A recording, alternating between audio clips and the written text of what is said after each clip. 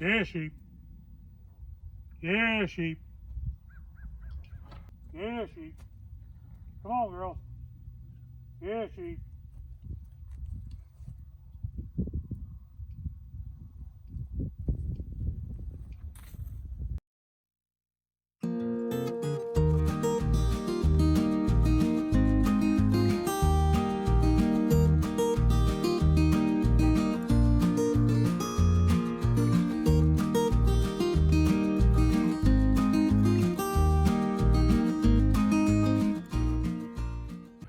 Well, if you've watched some of my other videos, you know that I had trouble earlier in the year with a ram not getting his ewes bred. And today I'm going to do a job that I should have done weeks ago, but I'm just now getting around to it. I've had to leave this other ram in with the ewes to make sure that everything gets bred, which has drug out my breeding season. It's going to drag out my lambing season, but it's just, well, it is what it is. But today is the day I've got to get that ram out from those ewes. I've got to figure out which ewes he has bred and correct my records for which ram bred which ewe. And then I've got to start the process of introducing that ram back into the other group of rams, the other two rams, and get them acquainted with each other so that they can run the rest of the year together. So that's what we're up to today. Okay, all I'm going to do is run everybody through the chute. I need to write down everything that has a blue mark on their rear end. Those are the ones this ram bred this time around. And then I need to sort the ram out.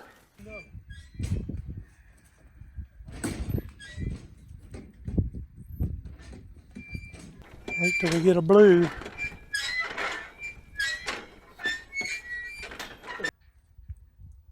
$22.39.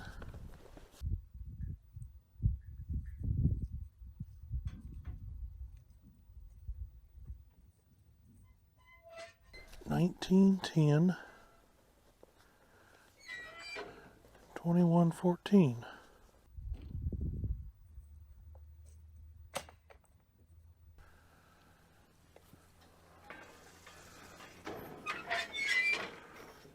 Let all you go. Now, next batch. There, girl, you're already looking pretty wide there.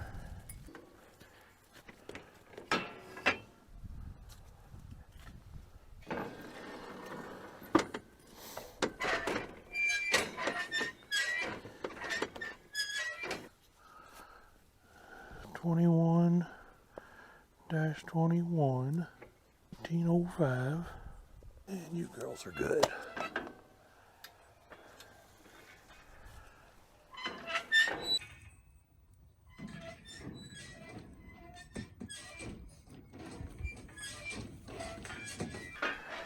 And then we need to take your harness off.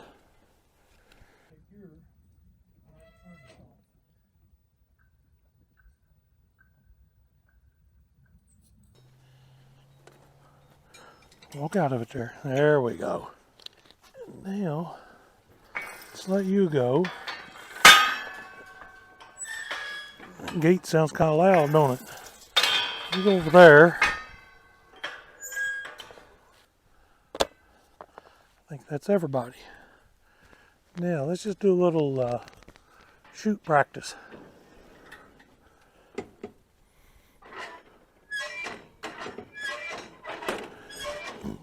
The more times I can run them through this chute with nothing happening to them, the better they get at going through it. So whenever I've got them in here, even once I get things sorted out like I want it, I don't just open the gate and let them go normally.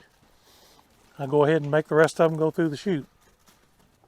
Now, everybody's happy, except for old Grand Slam. This is where I've got to get the Grand Slam ram and the other rams that I've got in this pen, well, behind where you are with the camera. I've got to introduce them to each other without them killing each other.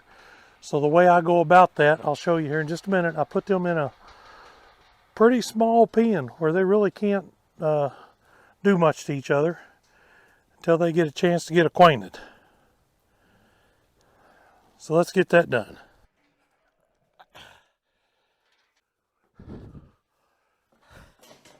Nope, nope, nope. Stop that. Stop that.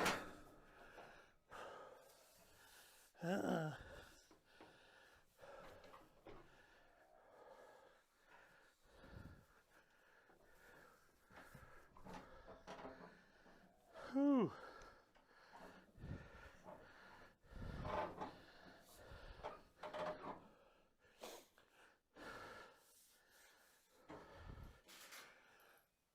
Phew, boys. Y'all are a handful.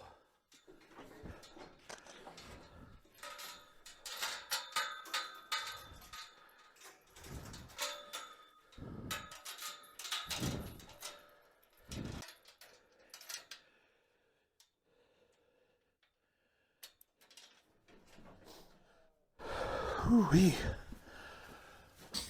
All right, when I tell people ask me how I introduce my rams back to each other after they've been with the ewes, and this is how I do it. When I say lock them in a small pen together, I'm not talking about a 10 foot by 10 foot. I don't want them to have any more room than this. That's not much bigger than the length of the ram. So really all they've got a choice of doing here is pushing on each other, stomping, licking, a little bit like that. In a few days, they'll get this worked out.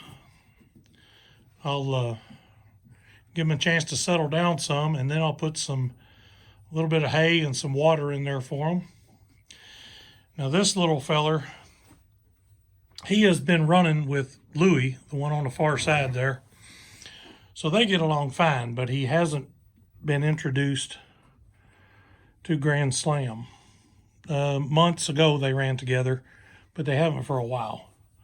So I'm gonna lock him in a pen here just beside them, because I'm afraid he's just not big enough to defend himself locked in there like that. I think they'll be okay once these two learn to get along.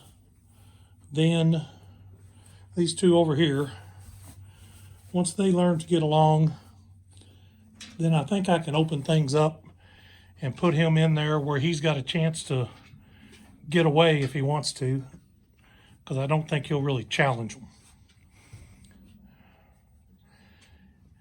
And this is where they're going to spend, they'll probably spend the next 4 to 5 days right there. And then I may open up and give them a little room after they seem to have calmed down some. It's kind of a feel as you go sort of thing. But once this get their testosterone levels back down, they get a little bit hungry. This Grand Slam ram here, he's been rooting through a wire panel to get some hay. His head's a little too big. That's why he's lost a hair on his nose like that. That'll come back and be fine.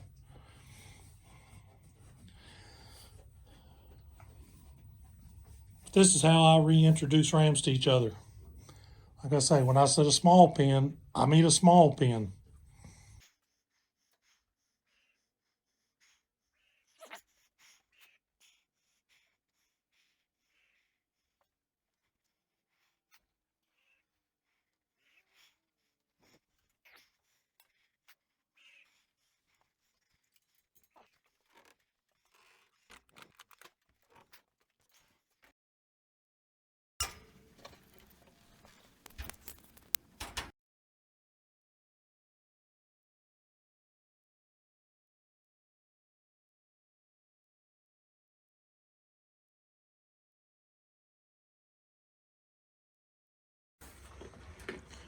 These two getting some grain today.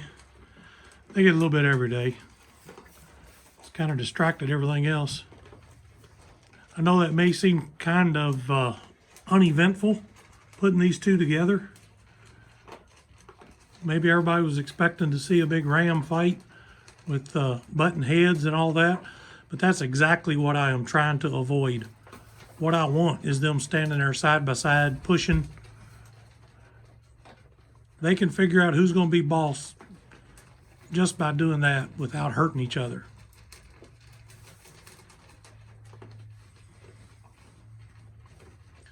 So the intention is not to see a good fight. The intention is to avoid one.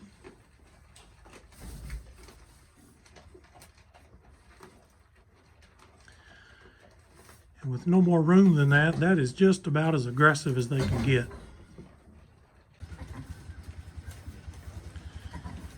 Well, it's the next day and these boys are still at it.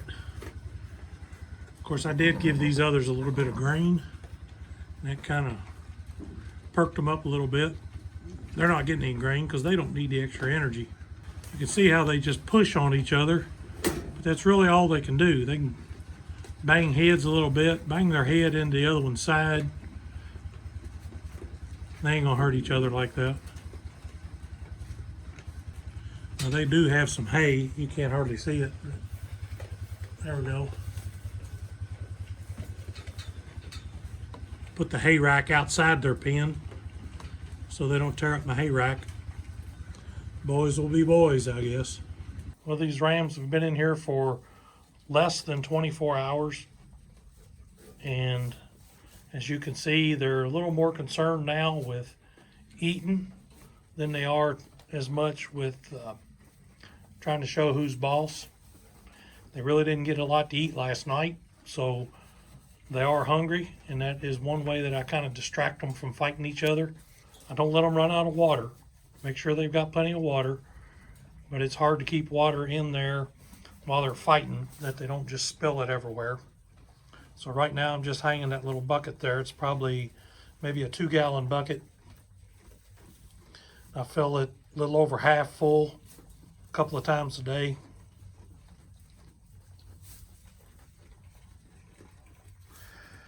I've got it set so that each one of them can eat without bothering the other one. After a couple of days, I'll take one of these hay mangers away and make them both eat out of the same manger. That's when you could really tell that they're starting to get along. No, that's your job.